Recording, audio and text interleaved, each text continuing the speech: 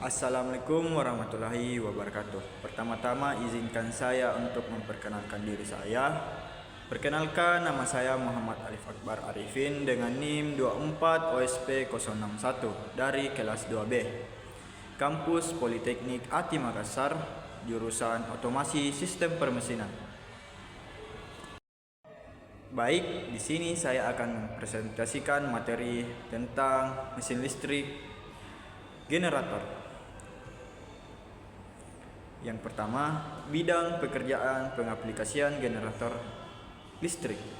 Mata kuliah mesin listrik, khususnya topik generator, sangat dibutuhkan pada sektor yang pertama, pembangkit energi seperti power plant engineering di PLTA, PLTU, PLTG, dan PLTP.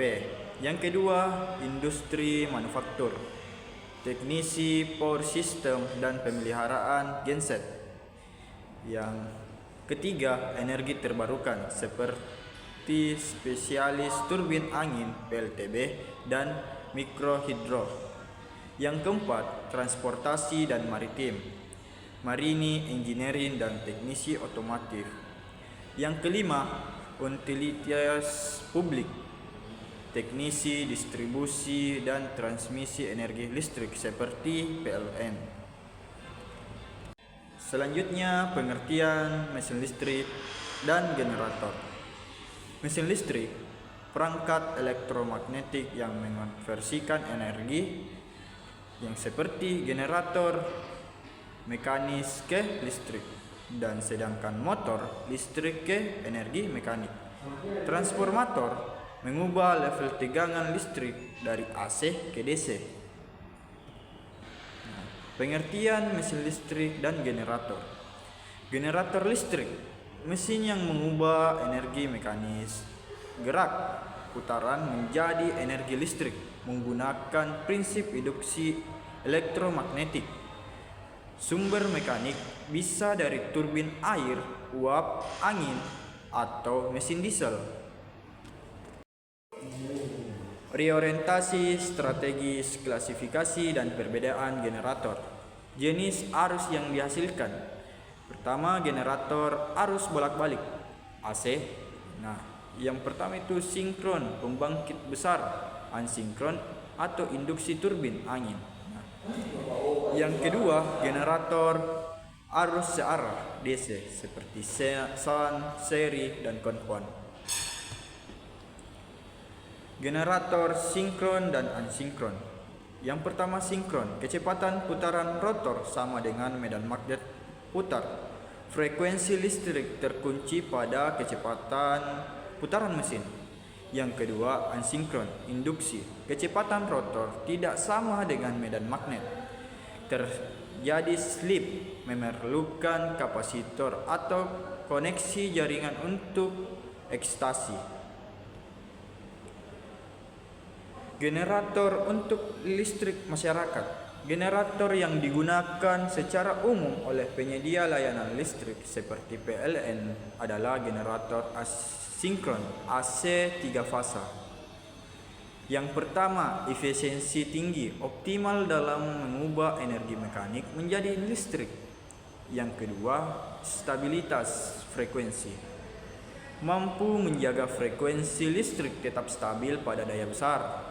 Yang ketiga, integrasi jaringan, cocok untuk sistem pembangkit dan distribusi listrik skala besar. Prinsip kerja generator AC. Berdasarkan hukum Faraday, jika suatu penghantar memotong garis-garis gaya magnet, maka pada penghantar tersebut akan timbul gaya gerak listrik atau yang biasa disebut GGL. Yang pertama, medan magnet, kumparan berputar di dalam medan magnet.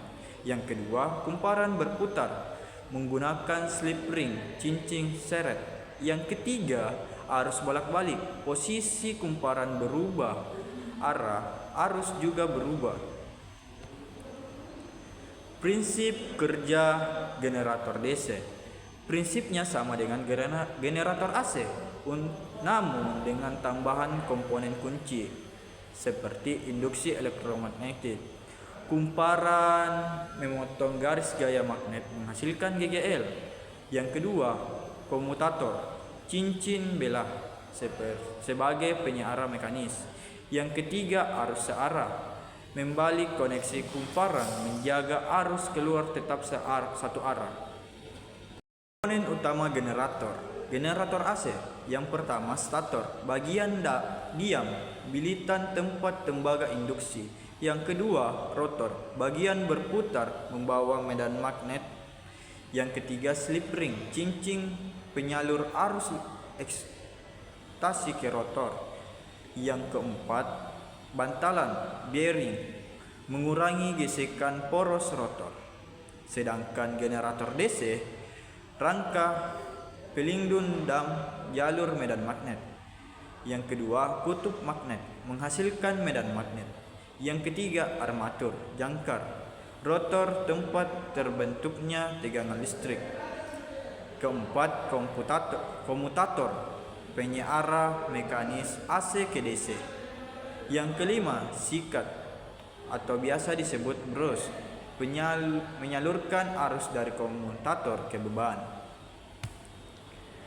Penjelasan istilah teknis, eksitasi atau biasa juga disebut penguatan, pemberian arus listrik DC pada kumparan medan magnet menciptakan medan magnet. Yang kedua, kumparan medan, gulungan kawat yang bertugas menghasilkan medan magnet utama.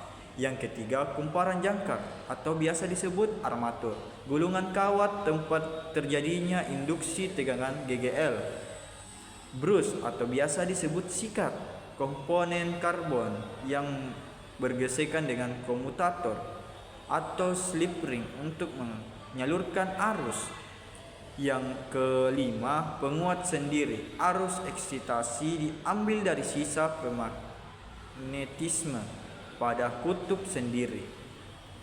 Yang terakhir, penguat terpisah, arus eksitasi didapat dari sumber listrik luar. Perbedaan generator kutub dalam dan kutub luar. Kalau generator kutub dalam, medan magnet kutub pada rotor berputar, kumparan jangkar pada stator diam, digunakan pada generator AC. Besar untuk keamanan pengambilan arus tinggi. Sedangkan generator kutub luar, medan magnet pada statornya diam, kumparan jangkar pada rotor berputar. Konstruksi standar untuk generator DC. Baik, sini saya akan mengerjakan soal nomor 1 dan menjelaskannya. Jadi, diketahui frekuensi BC Hertz yaitu 61. 61 diambil dari bin saya yaitu 061. Saya akan menjawab soal bagian A. Ini merupakan gambar frekuensi maksimum pada saat 90 derajat dan 180 derajat adalah polnya adalah 0. Sedangkan di 270 derajat tegangannya yaitu minus 61 volt. Sedangkan di 360 derajat yaitu 0. Dan saya akan menjawab soal bagian B. V maksimal kita ambil dari tegangan maksimal dari frekuensi yaitu 61. Nah, kemudian saya akan menjelaskan cara kerja dari bagian C. Tegangan motor pada saat 360 derajat dengan menggunakan rumus 61 diambil dari bin saya. Sinnya kita ambil dari 360 derajat ini. Nah, kemudian sin 360 derajat sama dengan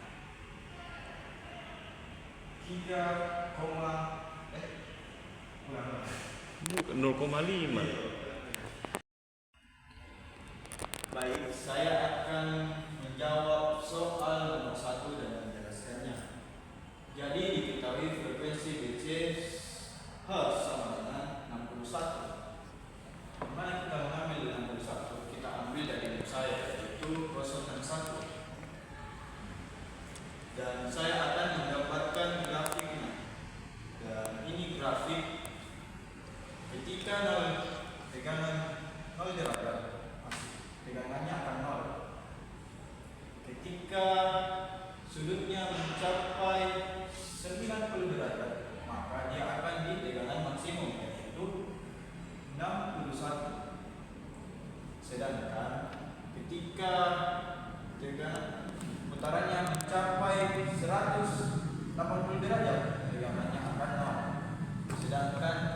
jika berada di sudut 270 derajat, dia akan di tegangan minimum yaitu 60 minus 61. Sedangkan ketika berada di sudut 360 derajat, dia tegangannya akan berada di 0.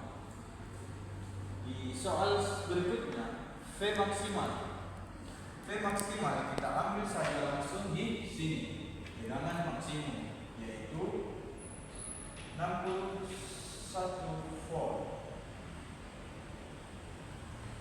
Dan saya akan menjawab di soal berikutnya yaitu bagian C. Diketahui phase dalam kurung A sama dengan 390 derajat. Jadi tegangan motor pada saat 390 derajat adalah kita menggunakan rumus ini. 61 kita ambil dari misalnya. Nah, kemudian 1 sin A sama dengan 390 derajat volt. Kemudian 61 dikali sin 390 derajat sama dengan 0,5 volt. Nah, 61 dikali 0,5 sama dengan 30,5 volt. Maka tegangan sumber pada saat mencapai 390 derajat, tegangannya berada di 30,5 volt.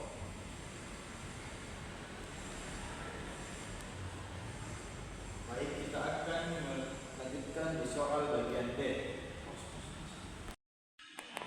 Baik, saya akan melanjutkan di soal nomor D.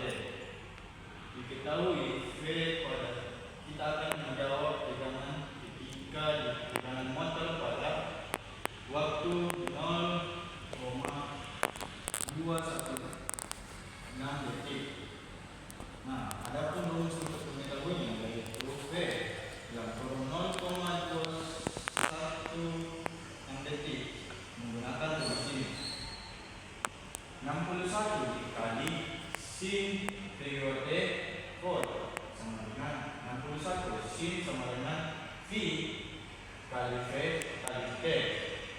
Nah, 61 kali sin V sama dengan 2 dikali 180 derajat dikali 61 diambil dari min saya dan dikali T diambil dari sini 0,216 volt.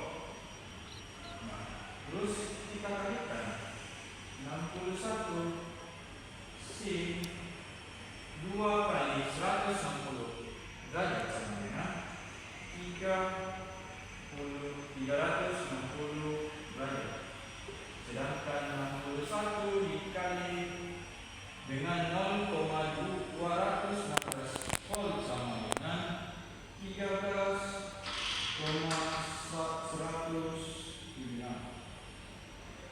Nah, kemudian 61 kita kalikan sin 300 dikali 360 derajat dikali 13,106 sama dengan sin 4.743,36 derajat.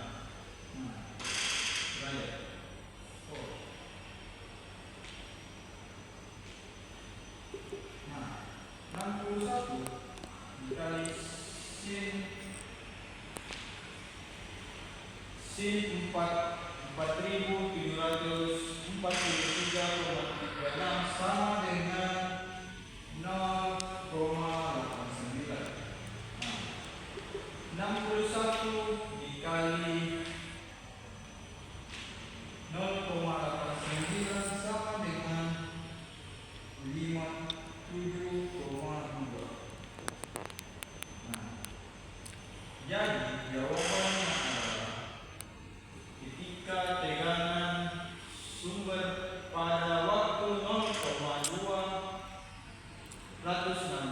detik sama dengan berada di tegangan 57,2 volt. Baik, kita akan mengerjakan soal berikutnya. Baik, saya akan mengerjakan soal yang bagian E. Diketahui phase A sama dengan 61 karena saya adalah 0,61. Jadi kita akan mencari tahu tegangan pada saat frekuensi berada di 61 derajat dengan menggunakan rumus ini. 61 dikali sin A, kita ambil dari sini 61 derajat. Nah, 61 sin 61 sama dengan 0,87 volt. Nah, langsung saja kita kali 61 dikali 0,87 sama dengan 53,35 volt. Jadi kita dapat mengetahui tegangan pada saat frekuensi mencapai 61, yaitu 53,35 volt ketika mencapai tegangan berada di frekuensi 61 derajat. Berikutnya kita akan lanjut ke soal berikutnya, bagian F.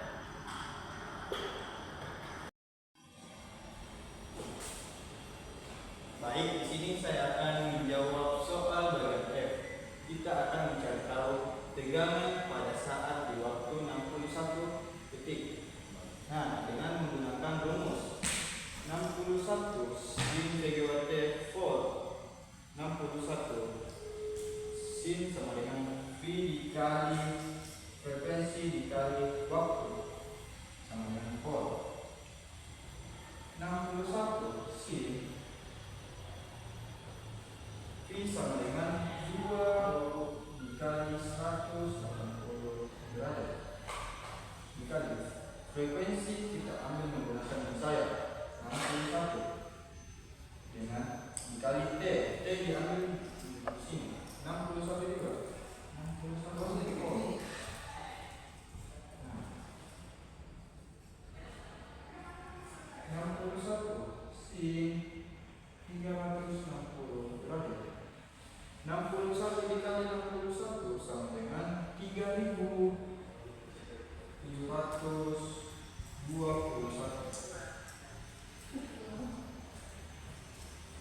61 sin 360 dikali 3721 sama dengan 1.339.590 derajat, sama dengan 61 sin 1.339.590 derajat sama dengan 0.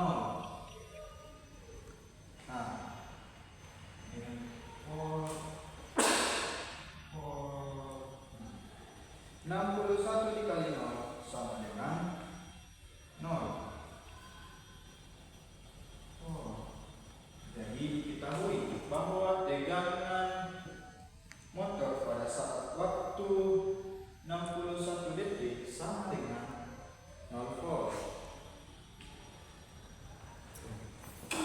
Baik, di sini kita akan menjawab soal bagian G dengan mencari tegangan rata-rata menggunakan rumus 2 dibagi P dikali tegangan sumber. Nah, diketahui 2 dibagi V sama dengan 3,14 dikali, sedangkan Vmax nya diketahui 61 menggunakan rumus saya.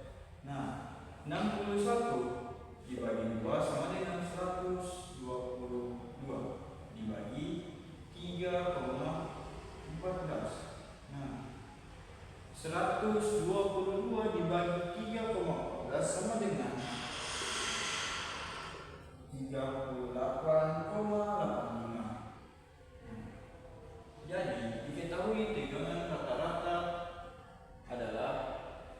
38,85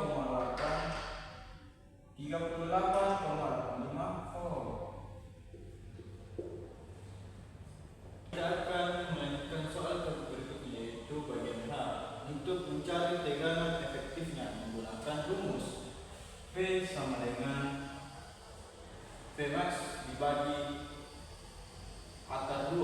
Nah, 61 merupakan Vmax-nya dan dibagi akar 2. Untuk menyamakan, kita menggunakan rumus 61 dibagi akar 2 dikali akar 2 dibagi akar 2 untuk menyamakannya. Jadi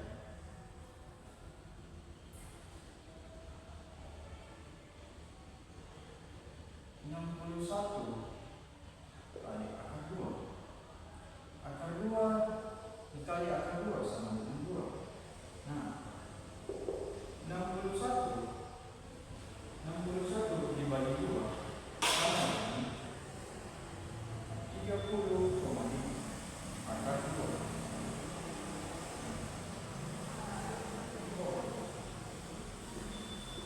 Untuk menyederhanakan, 30,5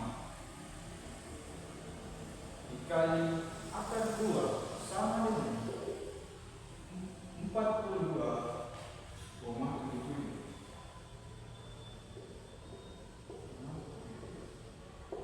Jadi tegangan efektifnya adalah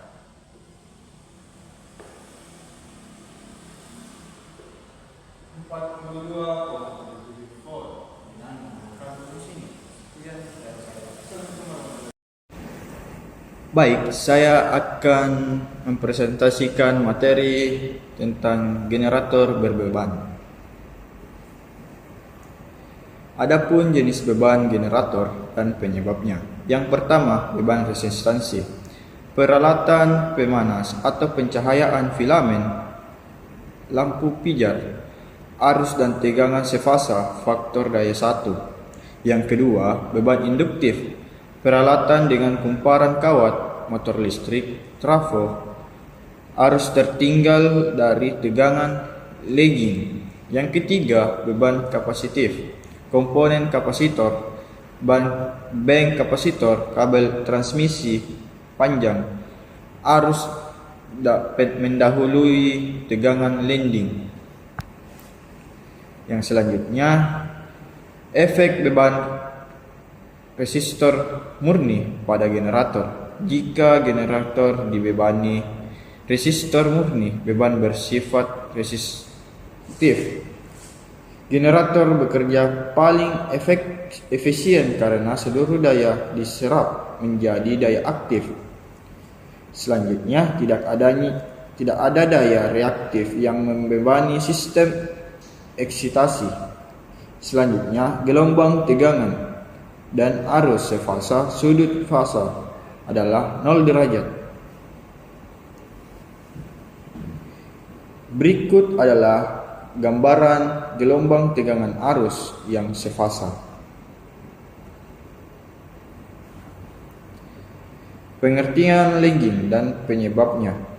Lagging adalah kondisi di mana gelombang arus tertinggal di belakang gelombang tegangan. Ada 3, puncak arus muncul setelah puncak tegangan. Yang kedua, penyebab utama beban induktif, misalnya motor induksi. Yang ketiga, indikator menentang perubahan arus menyebabkan penundaan arus dibandingkan tegangan. Berikut adalah gambar lagging. Nah, pengertian lagging dan penyebabnya. Lagging adalah kondisi di mana gelombang arus mendahului gelombang tegangan. Ada 3 poin. Yang pertama, puncak arus muncul sebelum puncak tegangan. Yang kedua, penyebab utama beban kapasitif, misalnya kapasitor. Yang ketiga, kapasitor menentang perubahan tegangan menyebabkan arus mengalir terlebih dahulu untuk mengisi kapasitor. Inilah gambaran dari leading.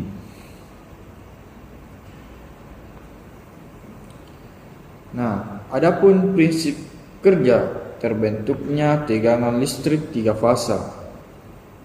Yang pertama, konstruksi stator. Stator memiliki 3 set kumparan terpisah 120 derajat satu sama lain. Yang kedua, rotor berputar. Magnet rotor berputar dengan tegangan di tengah kumparan menginduksi GGL. Yang ketiga, induksi GGL. GGL diinduksi pada setiap kumparan secara bergantian. Keempat, perbedaan fasa. Jarak fisik kumparan 120 derajat menghasilkan tegangan dengan perbedaan fase 120 derajat. Selanjutnya, mengubah kondisi lagging menjadi sefasa. Untuk memperbaiki kondisi lagging, faktor daya buruk akibat beban induktif agar mendekati sefasa. Faktor daya 1 melakukan kompensasi daya reaktif. Adapun caranya, memasang kapasitor bank secara paralel dengan beban. Alasannya, beban induktif menarik arus lagging, sedangkan kapasitor menarik arus leading. Arus kapasitor menetralkan sifat arus induktor, membuat arus total sefasa dengan tegangan. Selanjutnya kita akan melangkah ke materi selanjutnya, memahami genset. Tentang komponen utama genset. Jadi, genset adalah gabungan dari 2 perangkat utama mesin dan generator.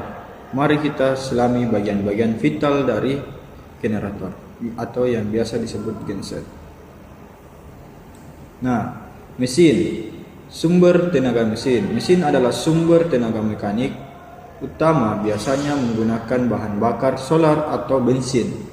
Yang kedua, kapasitas daya. Kapasitas mesin menentukan besarnya daya listrik yang dapat dihasilkan genset. Alternator, generator. Bagian ini mengubah energi mekanik dari mesin menjadi energi listrik. Proses ini melibatkan stator, bagian yang diam, dan rotor, bagian yang bergerak, yang menghasilkan induksi elektromagnetik. Sistem bahan bakar dan regulator tenaga ada 2. Yang pertama, sistem bahan bakar menyediakan suplai bahan bakar yang stabil ke mesin melalui tangki, pompa, pipa, dan water separator. Yang kedua, voltage regulator (AVR) menstabilkan tegangan output genset, misalnya 220 volt atau 380 volt untuk melindungi peralatan elektronik. Selanjutnya, sistem penting lainnya. Nah, di sistem pendingin dan knalpot menjaga suhu mesin tetap optimal dan membuang gas sisa pembakaran. Yang selanjutnya, baterai dan charger digunakan untuk menyalakan mesin genset pertama kali. Yang selanjutnya, sistem pelumasan melumasi bagian mesin yang bergerak dengan oli untuk mencegah keausan. Yang selanjutnya, panel kontrol antara muka pengguna untuk memantau dan mengoperasikan genset. Nah, pemeliharaan genset, kunci kinerja optimal. Pemeliharaan genset terbagi menjadi perawatan rutin atau yang biasa disebut harian atau mingguan, dan perawatan berkala berdasarkan jam kerja atau HM. Ini penting untuk memastikan genset selalu siap beroperasi.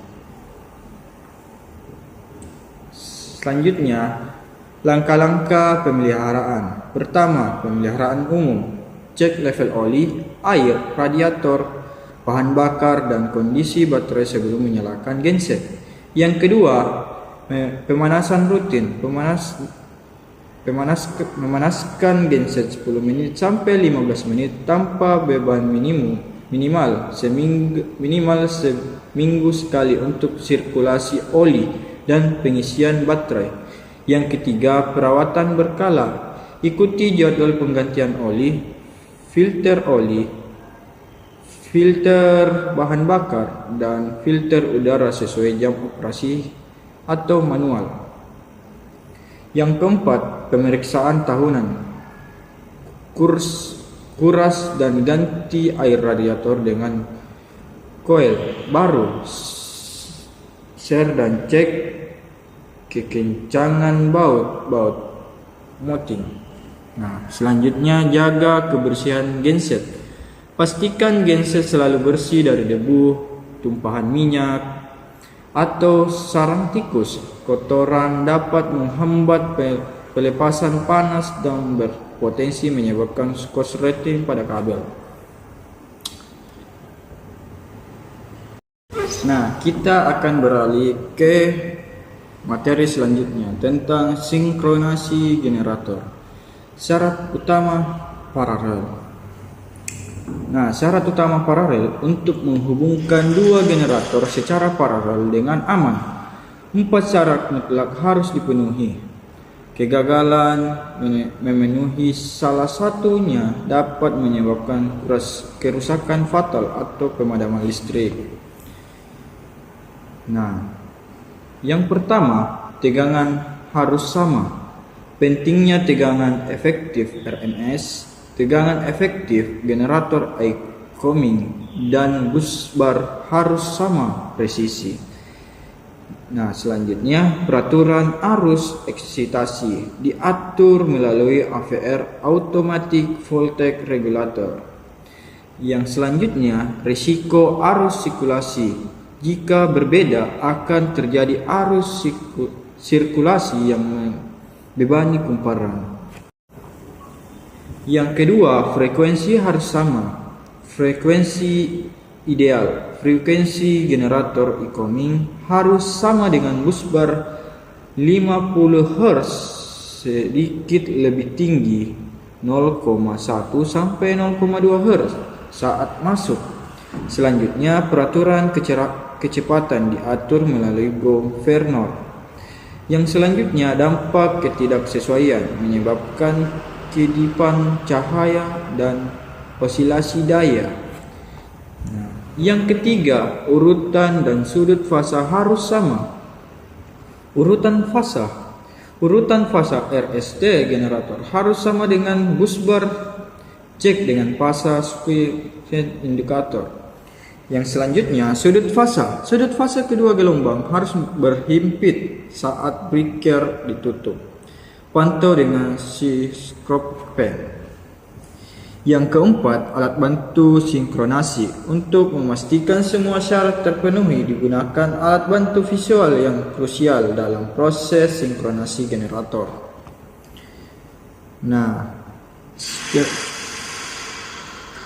sikloskopi atau biasa disebut indikator utama.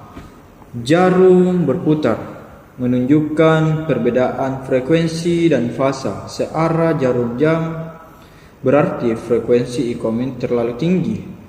Jarum berlawanan jarum jam, slow, berarti frekuensi IComing terlalu rendah. Yang selanjutnya, siap paralel. Saat jarum diam tegak lurus di arah jam 12, fasa dan frekuensi sudah sama. Nah, metode lampu gelap terang. 3 lampu gelap. Lampu dipasang antar fasa yang sama, RST, STT. Saat sinkron, ketiga lampu akan mati gelap karena beda potensial 0. Selanjutnya, penggunaan manual. Metode ini umumnya digunakan untuk pembelajaran atau sebagai cadangan manual. Nah, langkah-langkah memparalelkan generator. Yang pertama, start genset 2, nyalakan dan biarkan mencapai putaran normal. Yang kedua, cek tegangan, sesuaikan tegangan genset 2 dengan busbar menggunakan AVR. Yang ketiga, cek urutan fasa, pastikan urutan RST sudah benar, biasanya sekali saat instalasi. Yang keempat, observasi scan crosscope, nyalakan scan switch, pastikan jarum atau atur kecepatan genset 2 hingga jarum melambat dan berputar perlahan ke fasa. Yang kelima, eksekusi closing brake, tekan tombol on atau close ACB genset 2 tepat saat jarum script di arah jam 12. Yang keenam, pembagian beban, naikkan kecepatan genset 2 dan turunkan genset 1 untuk memindahkan beban kW kilowatt. Atur eksitasi untuk membagi beban kilo VR. Nah, itu saja yang dapat saya sampaikan. Kurang atau lebihnya mohon dimaafkan.